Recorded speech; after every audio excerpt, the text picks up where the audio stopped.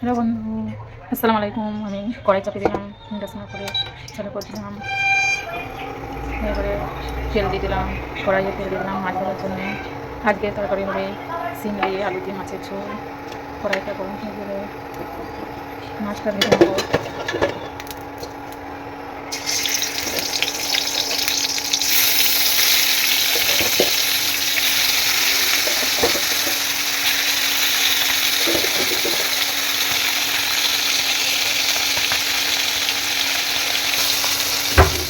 মাছ ভাজা প্রায় হয়ে গেছে, এবারে তুলে নেবো।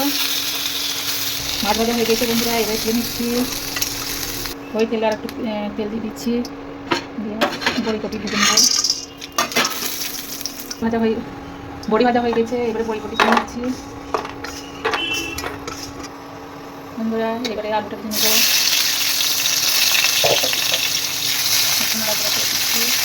ওই আলুটি চিনি দিয়ে দিচ্ছি, চিনিটা ভেজে নেবো।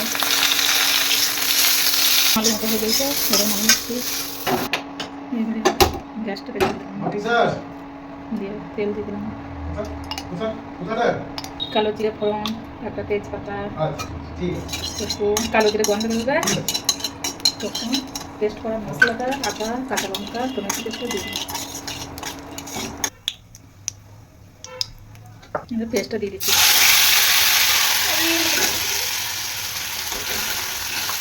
ভালো করে নাড়িয়ে দিচ্ছি। হলুদ লঙ্কা ধনিয়া গুঁড়ো লবণ চিনি সব দিয়ে দিচ্ছি, দিয়ে মশলাটা কষিয়ে নেবো। এবারে সিমটাকে আলুটা দিয়ে দেবো, ভালো করে নাড়িয়ে নেবো। মশলা যেত কষাবেন তত তরকারি মজা হবে। কষানো হয়ে গেছে বন্ধুরা, এবারে পানি দিয়ে দিচ্ছি,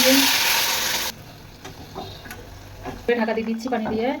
10 মিনিট পর আবার ফিরে আসছি বন্ধুরা। এবারে আমার রান্না প্রায় খাবার থেকে, এবারে বড়ি দিয়ে দিচ্ছি, ভাজা বড়ি। মাছ দিয়ে দিচ্ছি,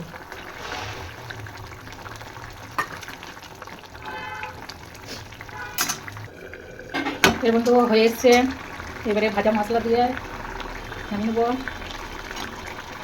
গ্যাসের ওভেনটা বন্ধ করে দিচ্ছি, এবার নামিয়ে নিচ্ছি।